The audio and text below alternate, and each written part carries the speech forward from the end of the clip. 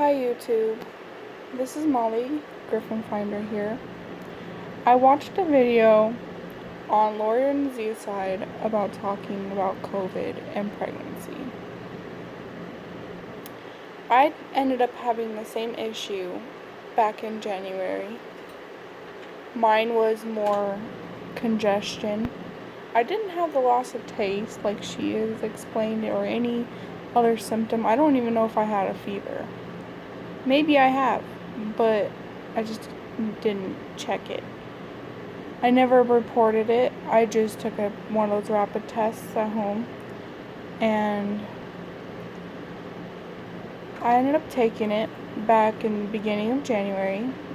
Don't know exactly what day. I don't have a very good memory, so I don't know things like that. But I want to make a video for anybody that might be scared of the fact that they got COVID and being pregnant. It could have issues if your symptoms are really severe. But I want to make a video on my experience with COVID. I just had congestion. My nose was stuffed up. I didn't have issues coughing or breathing until after I had my daughter, and it was way after having COVID. They even tested me. I told them I had COVID in the beginning of the month, but I don't know if I have COVID now or what, but I still have a little bit of, I started getting a cough after my COVID period, like 2 weeks from when I did the test, because I was having symptoms, and they got kind of worse, but I was able to breathe, I was able to do stuff, until I had my C-section. I had to have a C-section. I wanted to do a VBAC, but I had a little bit of complications, so I had a C-section.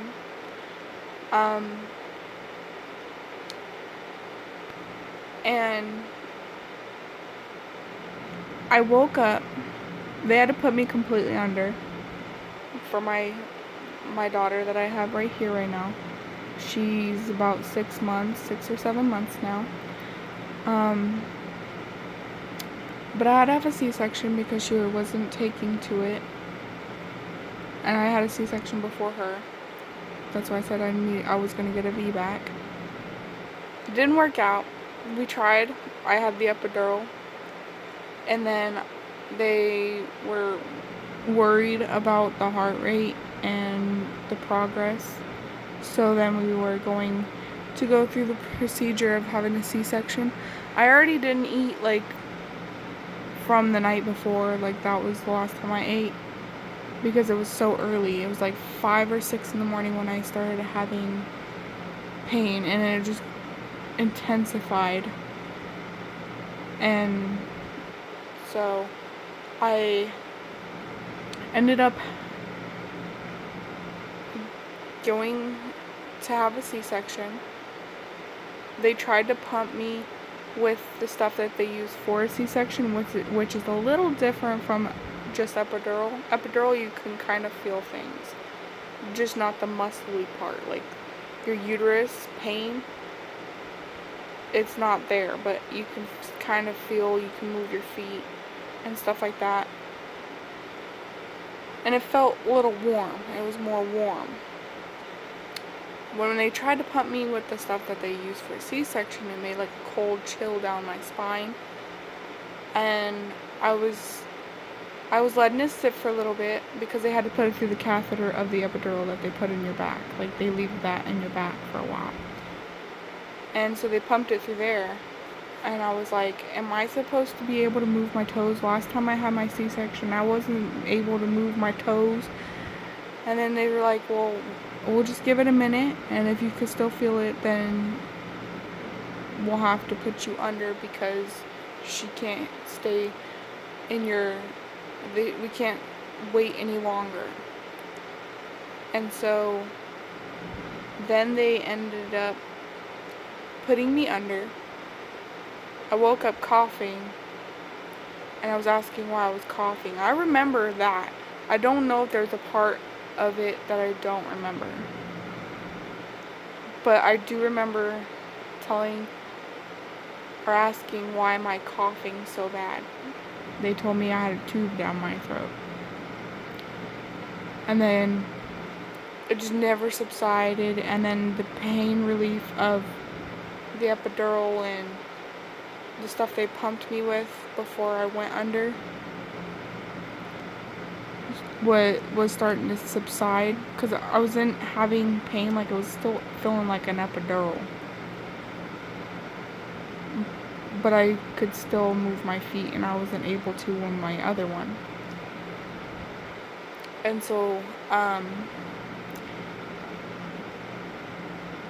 after that, because I was coughing and it just wasn't going away after the going under, I was coughing and coughing and coughing, and they said they used the surgical glue, and before I left, it kind of split, and all they did was clean it up, and I was like freaking out, like it's gonna open up, you know.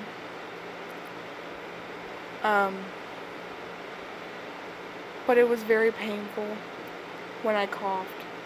If anybody has a cough and they have a C-section, my advice to you is to hold a pillow, try to put your knees as close as you can to your abdomen before you cough. Like if you feel it coming on, do that. I didn't know that. I had to figure that out myself because I was having so much pain. So if anybody has an issue with that, there's that. I want to let you know that if you have an issue with pain because you're coughing, that's the best thing to do. That's what I did for the 4 to 6 weeks that I was recovering. And around the 4th week, I was okay. I was still kind of coughing, and when I would cough, I'd still protect myself just in case. I mean, because your incisions are pretty much healed up at 4 weeks. But I wanted to make sure that there was no pain. I would always make sure my legs were to my stomach before I coughed. Yeah, that means you can't really do much, because if you do something... Oh, and if you have a cough from COVID, the best thing to do is to kind of walk around. And my cough was going for months. But when I was laying down in the hospital bed, because I wasn't allowed to get up yet, they didn't help me up yet. They wait like 24 hours, and then they help you up for your first time, and then they help you again for your second time, and if you felt confident enough, you can do it yourself. I was having a hard time breathing, and they ended up giving me like cough medicine and stuff, but it helped for like 5 minutes like to get rid of the tickle for a little bit, but then it was still back, like, and if I didn't cough it up at all, it wouldn't relieve for a while, and so I had to cough. But that's the only thing I feel like COVID has done to me, and the fact that I was pregnant with my daughter. I let them know that I had COVID shortly before having her, like a week after I was done having COVID, I ended up having her. And I was like, dang. But, like, once the 2-week wait was over, a week after that, I ended up having her. Yeah. Because I took it around the beginning of the year, and then around the 22nd, like 21st, 22nd, I was starting to have, like 21st, I was kind of having cramps, but they weren't like progressing, like I didn't feel like I needed to go in, but the 22nd, I woke up, saw a little bit of blood, and then I ended up,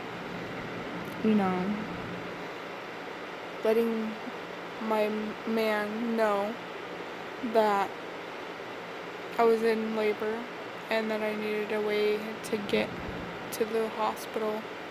Ended up taking an ambulance, dealt with my second C-section by myself. I have no choice.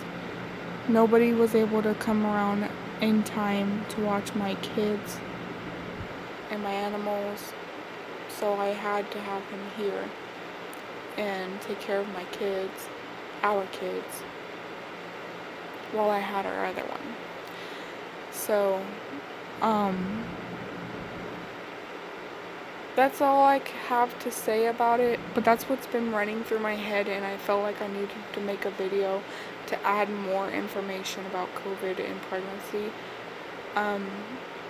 You're able to get a COVID shot when you're pregnant, I think.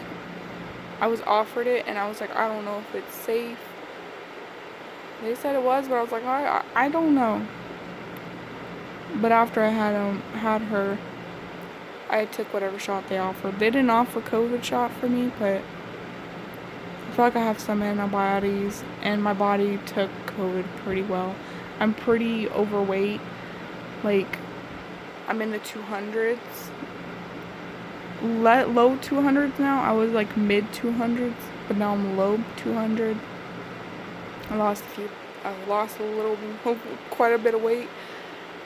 And I want to make this video before anybody came around, because it makes me feel weird that I talk about anything like this and put it online. So I would like to appreciate everybody watching my video. If you made it this far,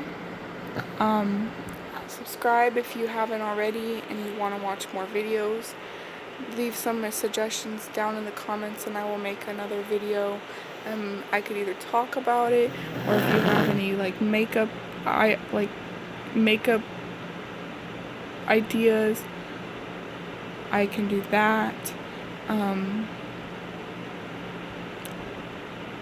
I don't think I can do much more. But yes, thank you guys for watching.